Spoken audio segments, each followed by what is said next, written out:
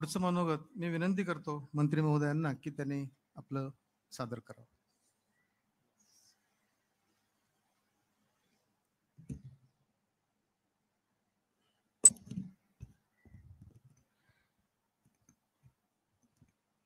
आजच्या रत्नागिरी एज्युकेशन सोसायटीच्या गोदूताई जांभेकर महिला विद्यालयाच्या शतक महोत्सवी वर्षानिमित्ताच्या कार्यक्रमाला व्यासपीठावर उपस्थित असलेले या राज्याचे माजी मुख्यमंत्री, माजी देशाचे केंद्रीय मंत्री, आपल्या रत्नागिरी सिंधुदुर्ग लोकसभा मतदारसंघाचे लोकप्रिय खासदार, आम्हा सर्वांचेच मार्गदर्शक आदरणीय राणेसाहेब, या संस्थेच्या कार्याध्यक्ष आदरणीय शिल्पाताई पटवर्धन, या संस्थेचे उपाध्यक्ष ॲडव्होकेट विलासजी पाटणे, माझे मित्र आणि या संस्थेचे कार्यवाह सतीशजी शेवडे, सहकार्यवाह श्रीकांतजी दुधगीकर, मुकुंदजी जोशी, ॲडव्होकेट साखरकर, राजनजी मलुष्टे, प्राचार्य मकरंदजी साखरकर, अनिलजी चव्हाण, सुनंदाताई पटवर्धन, व्यासपीठावर उपस्थित असलेले सर्व सन्माननीय मान्यवर, माझ्या समोर उपस्थित असलेले सर्व मान्यवर आणि मोठ्या संख्येने उपस्थित बंधू आणि भगिनींनो,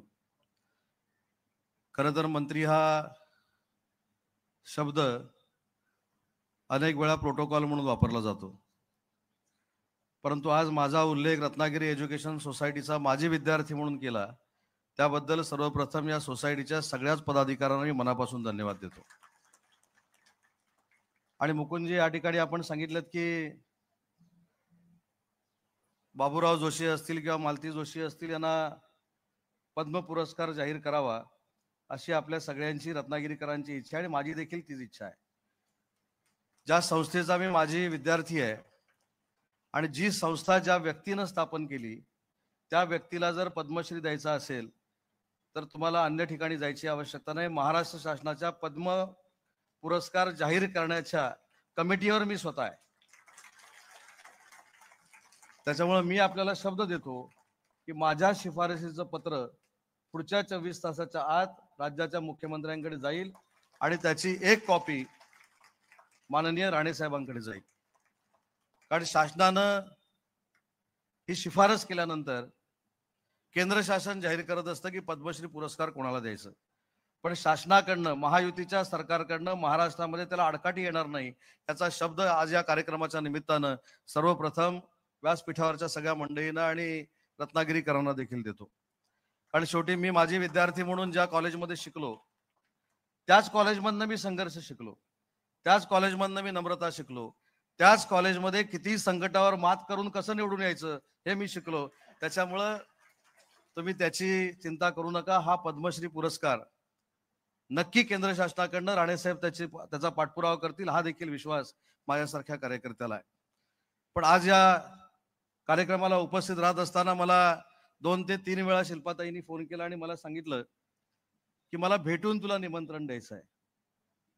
शेवडे साहेब, मी स्पष्ट त्यांना सांगितलं की मी या सोसायटीचा माजी विद्यार्थी आहे आणि माझं नशीब असं आहे की या संस्थेचा हा अतिशय महत्वाचा सुवर्ण अक्षरानं लिहून ठेवण्यासारखा समारंभ होत असताना माझ्यासारखा कार्यकर्ता पुन्हा आमदार झाला, पुन्हा मंत्री झाला. त्याच्यामुळे मी माझे विद्यार्थी म्हणून येणार आहे, मला भेटून निमंत्रण द्यायची काही आवश्यकता नाही. पण आमची देखील जबाबदारी आहे. आज सगळ्या मान्यवरांनी सांगितलं की किती संघर्षात ह्या संस्था उभा राहिल्या आणि अरुआप्पांचा उल्लेख देखील या ठिकाणी केला गेला. मी तर अरुआप्पांना लहानपणापासून ओळखतो, आमच्या कुटुंबाशी त्यांचे अतिशय जवळचे संबंध होते आणि एखाद्याच्या कुटुंबामध्ये जाऊन देणगी कशी मागायची हे जर महाराष्ट्रात कोणाला जर शिकायचं असेल तर अरुआप्पांशिवाय पर्याय नाही असं माझं वैयक्तिक मत आहे. कारण आमच्या घरी ज्यावेळी त्या शिल्पाताई यायचे तेव्हा अधिकारवाणीनं माझ्या वडिलांना सांगायचे, अरे तुरे करून मला एवढी देणगी पाहिजे, मला ही संस्था उभी करायची आहे आणि ही संस्था उभी करून नुसत्या रत्नागिरीतल्या मुलांना मला शिकवायचं नाही तर महाराष्ट्रातल्या मुलांना मला शिकवायचं आहे. एवढा अधिकारवाणीनं शब्द टाकणारा माणूस या संस्थेचा अध्यक्ष होता हे देखील आपण नाकारून चालणार नाही. आणि त्याच्यानंतर शिल्पाताई, तुमचं देखील कौतुक केलं पाहिजे. अनेकांनी सांगितलं की तुम्ही देणगी गोळा केली, पण अशी एक देशातली व्यक्ती आहे की ज्या व्यक्तीकडनं शिल्पाताईंनी देणगी आणली, म्हणजे खासदार निधी आणला, त्या म्हणजे भारतरत्न लता मंगेशकर. म्हणजे माझे आणि मंगेशकर कुटुंबाचे मी उच्च व तंत्रशिक्षण विभागाचा मंत्री झाल्यानंतर फार जवळचे संबंध आले आणि म्हणून मी त्यांना जवळून ओळखत असताना त्यांच्याकडनं तुम्ही खासदार निधी कसा आणला हा एक फार मोठा प्रश्न आहे. हे मी टीका म्हणून सांगत नाही, कारण लता दीदी ज्यावेळी भारतरत्न त्यांच्या नावानं संगीत महाविद्यालय काढायचं ठरलं आणि त्यावेळी मी खात्याचा मंत्री होतो, त्यावेळी त्या किती चिकित्सक आहेत याची जाणीव माझ्यासारख्या कार्यकर्त्याला झालेली होती. आणि त्यांच्याकडनं संस्थेसाठी 2 कोटी रुपये आणणं हे फार कठीण काम आहे. ते शिल्पाताई तुम्ही केलं आणि म्हणून माझी विद्यार्थी म्हणून मला देखील आपलं कौतुक आहे आणि आपल्याला मनापासून आपल्याला धन्यवाद दिले पाहिजे. सतीशजींनी सांगितलं की मी एका दिवसामध्ये NOC मिळवून दिली, एका दिवसामध्ये परमिशन मिळवून दिली. सतीशजी, हे काय मी मेहरबानी केली नाही. शेवटी लोकप्रतिनिधी म्हणून मी राणे साहेबांना प्रशासन चालवताना बघितलेलं आहे. मी राणे साहेबांकडनं प्रशासन चालवत असताना कोणाची नस कधी दाबायची आणि कोणाकडनं कधी काम करून घ्यायचं हे मी चांगलं शिकलेलो आहे. त्याच्यामुळं आगाऊपणा करून अधिकारी जर NOC देत नसतील तर जसा राणे साहेबांचा एक फोन काफी आहे तसा माझा देखील एक फोन काफी होता. म्हणूनच ती तुम्हाला NOC मिळू शकली. आणि मला व्यासपीठावर तुम्हाला एक विनंती करायची आहे की अशा संस्थांच्या कामामध्ये जर अधिकारी वर्ग कुठं आडमोठी धोरण घेत असेल तर तुम्ही राणे साहेबांकडे या, माझ्याकडे या, आम्ही अधिकारानं ही कामं करून त्याला बांधील आहोत. कारण अशी आदर्शवत संस्था या महाराष्ट्रामध्ये रत्नागिरीच्या माझ्या मतदारसंघामध्ये आहे. ही अभिमानाची गोष्ट आहे आणि ती संस्था वाढली पाहिजे यासाठी देखील आम्ही सगळे प्रयत्नशील आहोत. मगाशी सांगितले की माझी विद्यार्थ्यांचं योगदान देखील फार मोठं आहे. माझी विद्यार्थ्यांची ही जबाबदारी आहे. ज्या शाळेमध्ये आम्ही शिकलो, ज्या कॉलेजमध्ये आम्ही शिकलो, त्या कॉलेजला जर ऊर्जावस्था येत असेल तर आमचा खारीचा वाटा त्याच्यामध्ये असला पाहिजे. ही आमची जबाबदारी आहे, आमची ही कर्तव्य आहे. आणि म्हणून मला मनापासून आपल्या सगळ्यांचं कौतुक आहे की ज्या पद्धतीनं रत्नागिरी एज्युकेशन सोसायटीचं हे जांभेकर महिला विद्यालय असेल, शिर्के हायस्कूल असेल, गोगटे जोगळेकर कॉलेज असेल, त्या सगळ्या मुलांकडे बघत असताना आम्हाला देखील अभिमान वाटतो की पालक देखील फार मोठ्या विश्वासानं आपल्या ह्या शाळांमध्ये, कॉलेजमध्ये विद्यार्थी टाकतात. एवढंच नाही, ज्या शाळेच्या कार्यक्रमाला, ज्या महाविद्यालयाच्या कार्यक्रमाला आज आपण जमलेलो आहोत त्याचा देखील फार मोठा इतिहास आहे. स्वातंत्र्यवीर विदा सावरकर या रत्नागिरीमध्ये स्थानबद्ध होत असताना माझ्या माहितीप्रमाणे त्यांची मुलगी देखील या शाळेमध्ये शिकलेली आहे. एवढं महत्व या शाळेला आहे. आणि म्हणून आम्ही रत्नागिरीकर भाग्यवान आहोत की स्वातंत्र्यवीर सावरकरांच्या पदस्पर्शानं पावन झालेल्या या रत्नागिरीच्या भूमीमध्ये आपली शाळा उभी राहिलेली आहे. आणि म्हणून मला आपलं सगळ्यांचंच कौतुक एवढ्यासाठी आहे की संस्था उभी करणं फार सोपं आहे, पण ती टिकवणं आणि पारदर्शकपणानं टिकवणं हे फार महत्वाचं आहे. आणि एवढंच करत असताना शेवडे साहेब, अजून एक तुम्हाला मी धन्यवाद देतो की काम करत असताना पूर्वीच्या लोकांनी जे काम केलेलं आहे ती सध्याच्या जगामध्ये लोक विसरतात, पण तुम्ही सगळ्यांची नावं घेतली. जरी रमेश कीर हे तुमच्या पक्षाशी संबंधित नसतील तरी देखील रमेश कीरांनी चांगलं काम केलेलं आहे. हा संस्कार महाराष्ट्रामध्ये कुठच्या संस्थेमध्ये बघायला मिळतो तो फक्त रत्नागिरी एज्युकेशन सोसायटीमध्ये बघायला मिळतो. हा आम्हाला सगळ्यांनाच अभिमान आहे. पण कधी कधी ताई शंका येते की माझे विद्यार्थी तुमचे सदस्य का होत नाहीत. बघा, सगळ्यांच्या मनातलं बोललोय मी. मला काय सदस्य अजिबात व्हायचं नाही, पण या सदस्याच्या निमित्तानं अजून एक उदाहरण मी आपल्याला देतो, ते म्हणजे श्रीपाद नाईक साहेबांचं. आज या संस्थेचे अध्यक्ष श्रीपाद नाईक साहेब आहेत, परंतु श्रीपाद नाईक साहेब अध्यक्ष असताना राणेसाहेब 0.01% देखील इंटरफेरन्स या संस्थेमध्ये त्यांचा नसतो. याचा अर्थ ते देखील पारदर्शकपणानं या संस्थेकडे बघतात आणि ही संस्था मोठी झाली पाहिजे यासाठी त्यांचा देखील प्रयत्न असतो. आणि म्हणून विविध संस्था असतील, विविध माझी विद्यार्थी असतील, आम्ही सगळे लोकप्रतिनिधी असू, आम्ही राजकारणी असू, त्या संस्थेकडे डोळस पद्धतीनं बघितलं पाहिजे. मला आठवतं पाटणे साहेब, तुम्ही माझ्या माहितीप्रमाणे कार्याध्यक्ष होता आणि मी राष्ट्रवादी काँग्रेस पक्षाचा पालकमंत्री होतो. त्याचा मी मुद्दा उल्लेख करतो.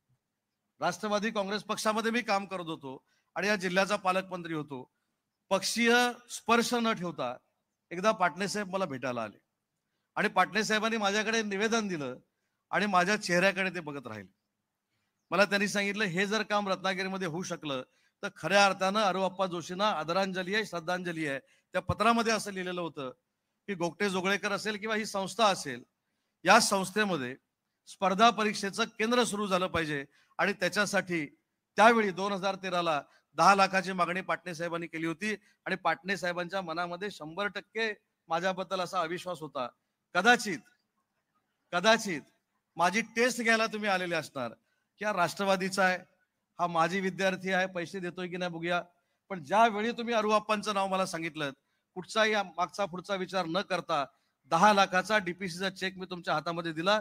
त्याच्यामुळं आम्ही माझे विद्यार्थी जे आहोत हे माझी विद्यार्थी संस्थेच्या उन्नतीसाठी, संस्थेच्या सुदृढपणासाठी प्रामाणिकपणानं काम करू, हाच शब्द या कार्यक्रमाच्या निमित्तानं इथं द्यायला मी आलेलो आहे. कारण शेवटी ह्याच्यामध्ये आमचा कसलाही स्वार्थ नाही. मी जरी चेष्टेनं म्हटलं असलो, शेवटे साहेब ते मनावर घेऊ नका, सदस्य बिदस्य करायचं, कारण तुम्ही अतिशय सगळे संस्था चांगली चालवताय, अतिशय चांगल्या पद्धतीनं सगळ्यांना वागणूक देताय आणि त्याच्यातनं जी काही ग्रोथ होते आपल्या या संस्थेची ही खरोखरच अतिशय महत्वाची आहे. आणि याच्यात सगळ्यात महत्वाचं आहे की जरी निवडणुका होत असल्या तरी तुम्ही सगळे एक दिलानं काम करता. आज एज्युकेशन सेक्टरमध्ये शिल्पाताईंनी स्वप्न ह्या ठिकाणी सांगितलं की एज्युकेशनल हब झाला पाहिजे. ताई मी तुम्हाला शब्द देतो की आज राज्याचा उद्योग मंत्री म्हणून काम करत असताना नवीन नवीन जर शाळा, नवीन नवीन कॉलेजेस, नवीन नवीन अजून काही संस्था, इंटरनॅशनल संस्था जर रत्नागिरीमध्ये येणार असतील तर आज मी राणे साहेबांच्या समोर राज्याचा उद्योग मंत्री म्हणून जाहीर करतो, कोणालाही जमिनीची कमतरता पडणार नाही. MIDC जेवढी जमीन लागेल तेवढी जमीन या संस्थांसाठी आपण देऊ. पण अजून एक महत्वाची गोष्ट, केंद्र सरकारचं कौतुक आपण केलं पाहिजे. राणे साहेब या संपूर्ण मतदारसंघाचे खासदार झाले. आमच्याकडे एक यादी मागितली गेली की महाराष्ट्रामध्ये केंद्रीय विद्यालय कुठं काढायची, ही यादी आमच्याकडे मागितली गेली. आम्ही केंद्र शासनाकडे ती पाठवली आणि अभिमान वाटतो देशाच्या पंतप्रधानांचा. का ते ताई मी स्पष्टपणानं सांगतो, कॅबिनेटमध्ये चर्चा झाली की केंद्रीय महाविद्यालय कुठं द्यायची. ऑब्विसली काही लोकांनी नागपूरचं नाव सांगितलं, पुण्याचं नाव सांगितलं, मुंबईचं नाव सांगितलं, छत्रपती संभाजीनगरचं नाव सांगितलं. आणि ही यादी वाचत असताना देशाचे पंतप्रधान एका नावावर येऊन थांबले. त्यांनी विचारलं, नाचणे हे काय आहे, नाचणे हे काय आहे आणि पुढे रत्नागिरी का लिहिलेलं आहे हे माहिती काढून बघा. त्यावेळी मंत्र्यांनी असं सांगितलं की हा ग्रामीण भाग आहे महाराष्ट्रातला आणि त्या महाराष्ट्रातल्या ग्रामीण भागामध्ये ज्या शहराची लोकसंख्या फक्त 60,000 आहे, मतदान 60,000 आहे, लोकसंख्या 1,00,000 आहे, त्या ठिकाणी देखील CBSE बोर्डाचं केंद्रीय विद्यालय हे रत्नागिरीमध्ये मागितलेलं आहे, परंतु हे वायबल नाही असं काही अधिकाऱ्यांनी सांगितलं. साहेब मला अभिमान वाटतो देशाच्या पंतप्रधानांचा. देशाच्या पंतप्रधानांनी ती यादी घेतली आणि महाराष्ट्रातली 2च केंद्रीय विद्यालय मंजूर केली. ते म्हणजे ग्रामीण भागातले एक अकोला आणि दुसरं नाचणे रत्नागिरी. त्याच्यामुळे मला असं वाटतं की आपण एज्युकेशन हबच्या जवळ चाललेलो आहोत. आज आपल्याकडे शासनाचं केंद्रीय विद्यालय आहे, आज आपल्याकडे मेडिकल कॉलेज आहे, आज आपल्याकडे इंजिनिअरिंग कॉलेज आहे. मी रतन टाटा साहेबांना मनापासून धन्यवाद देतो. आज जरी ते आपल्यामध्ये हयात नाहीत तरी आपल्याला आठवत असेल की राज्याचा उद्योग मंत्री म्हणून पहिला उद्योग रत्न पुरस्कार आम्ही रतन टाटांना दिला. आणि रतन टाटा साहेबांचा आणि माझा ज्यावेळी डायलॉग झाला तर मी त्यांना सांगितलं की टाटा साहेब आम्हाला CSR मधनं काहीतरी दिलं पाहिजे. CSR मधनं जर आपण दिलं तर चांगल्या पद्धतीची शैक्षणिक क्रांती महाराष्ट्रामध्ये होऊ शकते, पण हे देताना मला पहिल्यांदा रत्नागिरीमध्ये द्या. त्यांनी माझ्याकडनं यादी मागवून घेतली. आम्ही 4 सेंटर मागितली होती, एक रत्नागिरी, दुसरं गडचिरोली, तिसरं कल्याण डोंबिवली आणि चौथं पुणा. त्यांनी क्रम लावला आणि मला फोन करून सांगितलं की उदय पहिलं टाटा स्किल सेंटर हे गडचिरोलीमध्ये होणं गरजेचं आहे. म्हणून 150 कोटी रुपये CSR मधनं त्यांनी गडचिरोलीला दिले. दुसऱ्या महिन्यामध्ये मला फोन आला की आता रत्नागिरीला करायचं आहे. त्याच्यात त्यांनी 10 कोटी रुपये वाढवले आणि 160 कोटी रुपयाचं आपल्या स्वप्नातलं स्किल सेंटर हे महाराष्ट्रामध्ये सगळ्यात सुसज्ज कुठं होत असेल तर चंपक मैदानामध्ये 160 कोटीच्या CSR मधनं, रतन टाटांच्या CSR मधनं होतंय. आणि म्हणून आम्ही धोरणात्मक निर्णय घेतला की जेवढी स्किल सेंटर आहेत आणि आमचं उद्योग भवन आहे ज्याची मुहूर्तमेढ स्वतः उद्योग मंत्री असताना राणे साहेबांनी रोवली होती, त्या उद्योग भवनाला आणि महाराष्ट्रातल्या सगळ्या स्किल सेंटरना रतन टाटांचं नाव द्यायचं. आणि तो कॅबिनेटमध्ये आम्ही ठराव आणला आणि आता रत्नागिरीचं स्किल सेंटर हे रतन टाटांच्या नावानं ओळखलं जाणार आहे आणि ते महाराष्ट्रातलं नाही देशातलं नंबर 1 स्किल सेंटर 5,000 विद्यार्थ्यांसाठी आपण रत्नागिरीमध्ये करतोय. मला असं वाटतं की हेच आपण एज्युकेशन हबच्या जवळ जातोय. मी ज्यावेळी उच्च व तंत्र शिक्षण विभागाचा मंत्री होतो आणि मी असं बोललो होतो की मला रत्नागिरी हा एज्युकेशन हब करायचा आहे. अनेकांनी त्याच्यावर टीका केलेली होती. अनेकांनी सांगितलं होतं की मेडिकल कॉलेज होऊ शकत नाही, अनेकांनी सांगितलं होतं की इंजिनिअरिंग कॉलेज होऊ शकत नाही, अनेकांनी सांगितलं होतं स्किल सेंटर होऊ शकत नाही. एवढंच नाही तर रामटेकचं संस्कृत विद्यापीठाचं उपकेंद्र देखील आज रत्नागिरीमध्ये आम्ही सुरू केलंय. केंद्र सरकारनं योगा डे सुरू केला असेल पण या रत्नागिरीमध्ये त्या संस्कृत उपकेंद्रातनं योगासनं देखील शिकवले जातात, योगा देखील शिकवलं जातं. हे महाराष्ट्रातलं पहिलं केंद्र आहे.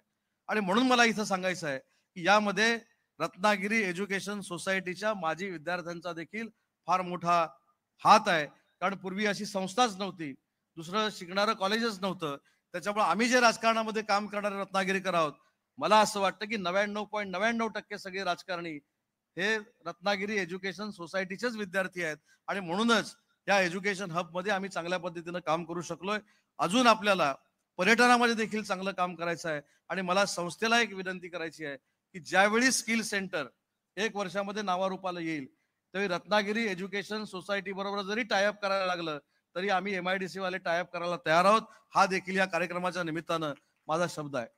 कारण शेवटी अशा एज्युकेशन हब जर तयार झाले किंवा एज्युकेशन संस्था जर सुरू झाल्या तर आपल्या मुलांना जे बाहेर जावं लागतं, कारण मला आठवतं की मी ज्यावेळी 12वीतनं पासआउट झालो, मला थेट इंजिनिअरिंगला ऍडमिशन बेळगावला घ्यावी लागली. कारण कोल्हापूरमध्ये ऍडमिशन मिळाली नाही, मार्कावर काय मी जास्त जात नाही, पण बेळगावला मला जावं लागलं. बेळगाववरनं मला कोल्हापुरात यावं लागलं आणि कोल्हापुरातनं पुन्हा रत्नागिरीमध्ये येऊन मला माझं शिक्षण पूर्ण करावं लागलं. त्याच्यामध्ये फरक एवढा होता, माझ्या आई वडिलांनी मला सांगितलं होतं की भरपूर शिक. मी अर्थ उलटा घेतला आणि भरपूर वेळ शिकलो. त्याच्यामुळं बेळगावमध्ये मला जावं लागलं, कोल्हापूरला जावं लागलं. अशी वेळ कोणावर येऊ नये यासाठी रत्नागिरीमध्ये एज्युकेशन हब व्हावा ही प्रामाणिकपणाची माझ्यासारख्या कार्यकर्त्याची देखील इच्छा होती आणि तो हब आता पूर्णत्वाला जातोय याचा देखील अभिमान महायुतीमध्ये काम करणाऱ्या आम्हाला सगळ्यांनाच आहे. कारण याच्या मागे महायुती सरकारची ताकद आहे. आणि म्हणून मला शिल्पाताईंना अजून एक विनंती करायची आहे की शासनाकडची जी काही जबाबदारी असेल ते माझी विद्यार्थी म्हणून तुम्ही माझ्यावर सोपवा. या विद्यालयाची असेल, शाळेची असेल, शिर्के हायस्कूलची असेल. कारण शेवटी आमची जबाबदारी आहे की आम्ही या मोठ्या पदावर बसल्यानंतर आम्ही देखील काहीतरी संस्थेचं देणं लागतो, म्हणून आम्ही देखील संस्थेच्या कामामध्ये सामील असलो पाहिजे. ही भूमिका माझ्यासारखा कार्यकर्ता भविष्यामध्ये नक्की घेईल हा शब्द देतो. मला इथं आल्यानंतर माझा आदर सत्कार केला त्याबद्दल आभार मानतो आणि तुमच्या कार्यक्रमाचा पायगुण एवढा चांगला आहे की इथे येताना मला कळलं की मला देखील डॉक्टरेट मिळाली. त्याच्यामुळे मला सारखं सारखं सतीशजी कार्यक्रमाला बोलवत राहा, तसं माझी देखील राजकीय उन्नती होत राहील. माझ्या आई वडिलांची इच्छा होती की माझ्या नावासमोर डॉ लागावा, तो काही शिक्षणानंतर लागला नाही, परंतु तुमच्या सगळ्या आशीर्वादानं 5 वेळा निवडून दिल्यामुळं जे काही सामाजिक काम केलं असेल, जे काही राजकीय काम केलं असेल, त्याच्यामुळं आज माझ्या नावासमोर माझ्याच संस्थेच्या कार्यक्रमामध्ये डॉ लागला. हा देखील एक महत्वाचा, डॉ म्हणजे डॉक्टर, हे देखील माझ्यासाठी अतिशय महत्वाची गोष्ट आहे आणि म्हणून संस्थेच्या सगळ्याच पदाधिकाऱ्यांना मनापासून मी धन्यवाद देतो. आणि या संस्थेच्या उत्कर्षामध्ये माझी विद्यार्थी म्हणून मी आणि माझे सर्वच सहकारी तुमच्या सोबत आहोत हा शब्द देतो आणि थांबतो. जय हिंद, जय महाराष्ट्र.